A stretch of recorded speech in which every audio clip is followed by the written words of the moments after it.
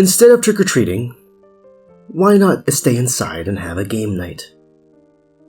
With the spooky season upon us, I thought it would be a great idea to explore whether or not a board game can scare you. While the price alone of some games may be unnerving, I particularly wanted to look at what horror elements can be incorporated into a tabletop setting. So, let's build a board game.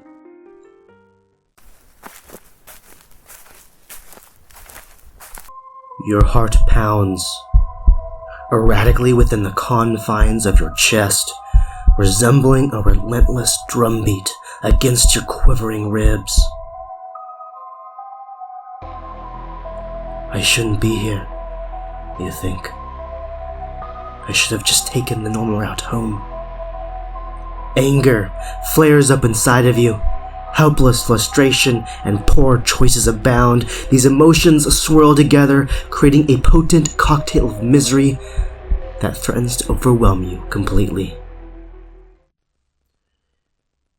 Movies and video games can be scary for a number of reasons. One reason is that they create a sense of suspense and anticipation. This can be done through the use of music, lighting, and camera angles, tapping into our fears and anxieties. But while jump scares and gory images can be scary, true horror goes deeper, aiming to invoke a more profound and lasting sense of existential dread. While board games can definitely be tense and exciting, they do have limitations when it comes to outright scaring players. So let's take a look at a few reasons why. Immersion. Assaulting your senses with jump scares, unsettling sound effects, and disturbing visuals.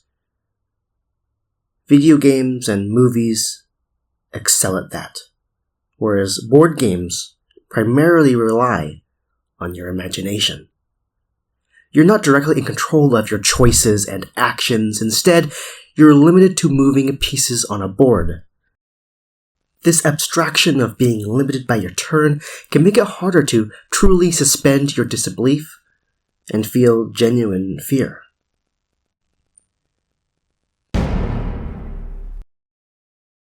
Board games are often played with friends in a relaxed, social environment. This can work against the feeling of isolation and vulnerability that horror often relies on. It's hard to truly be terrified when you're sitting around the table laughing and chatting with your friends. Once you've played a board game a few times, you become familiar with its mechanics and potential outcomes. This predictability can diminish the sense of fear and surprise. These limitations don't mean that board games can't be scary or effective at creating tension and dread. Instead, let's take advantage of board game strengths to find clever ways to work around these limitations and create truly unsettling experiences. Card draws or dice rolls to introduce unexpected events that disrupt players' plans and create a sense of chaos. Additionally, games like Werewolf introduce the chilling possibility of a traitor among your group, which breeds mistrust and paranoia, forcing players to question each other's motives and actions. Creating a sense of scarcity and vulnerability through mechanics such as resource management can amplify the feeling of dread. Additionally, some games use limited knowledge through card draws or hidden information to create a sense of unreliable narration. While board games can't rely on jump scares, visually striking artwork and immersive thematic elements can go a long way in establishing a creepy atmosphere. So, with all this in mind, let's prototype a scary board game. The sterile scent of antiseptic stings your nostrils as you blink against the harsh fluorescent lights overhead. You're lying in a hospital bed, the crisp white sheets scratching against your skin. Disoriented, you glance around the room. The walls are a blinding white, broken by the rhythmic beep of a heart monitor and the muted hum of machinery. Beside you, your friends are stirring, their faces etched with the same confusion that clouds your own mind. You try to speak, but your voice catches in your throat. Where are you? How'd you get here? Panic tightens its icy grip around your chest. You are trapped with no memory of how you arrived and no clue on how to escape. The only certainty is a chilling sense of dread that whispers of something sinister lurking just beyond the edge of your awareness. As you see me actually building the components in the background, I thought it would be a good time to go over how the game is played. Our first step is to find mechanics that eliminate the pitfalls of a horde board game and build on its strengths.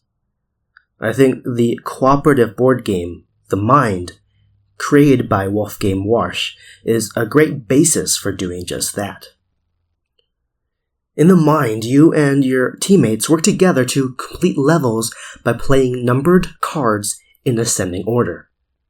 But here's the twist. No talking or communication allowed. To play the game, each player receives a hand of cards with the number of cards increasing with each level. Players must rely on intuition, subtle clues, and a shared sense of timing to play their cards in the correct order. Think you know who has the lowest card? You'll have to convey that without saying a word. Each time a card is played out of order, the team loses a life. Lose all your lives, and it's game over. By using these mechanics, we 1. Eliminate the social setting, creating a sense of isolation, and 2. We create limited knowledge, where players only know what card numbers they have in their hand. Now we want to build on these mechanics to make our own horror game, and 1. Create a creepy atmosphere, and 2. Immerse our players. In our game, each numbered card represents a room. The hospital is a maze of endless corridors, and as a group, you have to go through the rooms in the correct order to make it out alive. You start in the basement. Each round you move up a level until you are able to escape. At the start of each round, players collect cards that represent clues about the next level. The number on the card being the order each room must be passed through to find the stairs to the next level. Each card will have a scary picture of the room to create this creepy atmosphere. The painting with a smiley face, movement under the hospital bed, blinking eyes at the end of a dark hallway. You can see the numbers on the face of the cards. No one else can. And you can't talk about your clues because something is listening.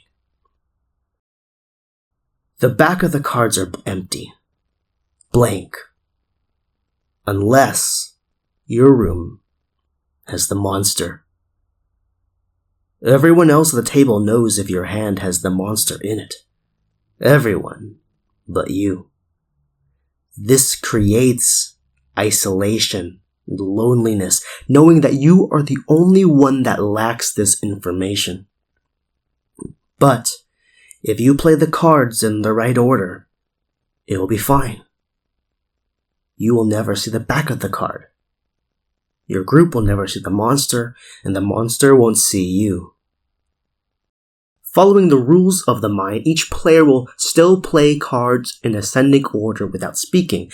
However, nothing immediately happens if they're played out of order. Instead, at the end of each round, any cards not played must be revealed one at a time. Because you got lost and did the rooms out of order, every time a monster is revealed, your group loses a life. This is our version of a jump scare. If you reveal a card and its back is blank, you are safe.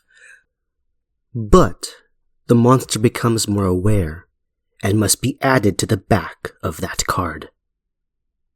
So a safe room 43 now becomes a dangerous room 43. This means every wrong move increases the odds of the monster spotting you on the next level. At the end of each round, the players return all cards back to the deck, shuffle, and draw new ones for the next round, increasing the hand size by 1. This process is done with your eyes closed, preferably drawing from a bag.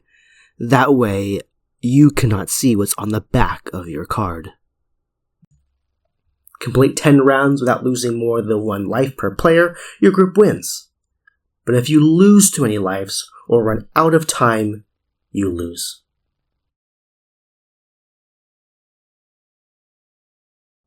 So how do we keep track of time? Instead of just a clock, we will use sound. A game soundtrack will play in the background. It starts off quiet, some dripping water, a creaking floor, footsteps, a scream off in the distance. But as time ticks down, the sounds get more frequent. They get louder until they crescendo with the monster attacking your party, ending the game. Now 10 rounds means each player will have a hand of 10 cards. That's difficult to play in order. The mind solves this problem by having throwing stars. You start with 1 and earn more by completing levels. When you're feeling stuck, any player can suggest using a throwing star. If everyone agrees, each player reveals and plays their lowest card simultaneously. This is a game changer for 2 reasons. First, it clears out some of your hand, and second, it gives you valuable insight into what cards your teammates are holding. In our game, instead of throwing stars, certain rooms may have a shortcut.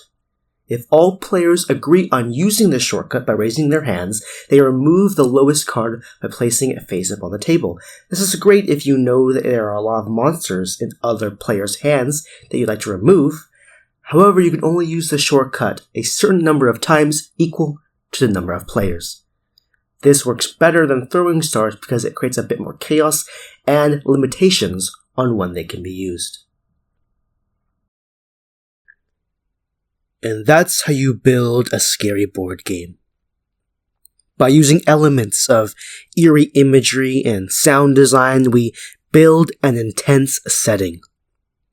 We add to this with awkward silence amongst a group of friends and hidden information where other people know things that you don't.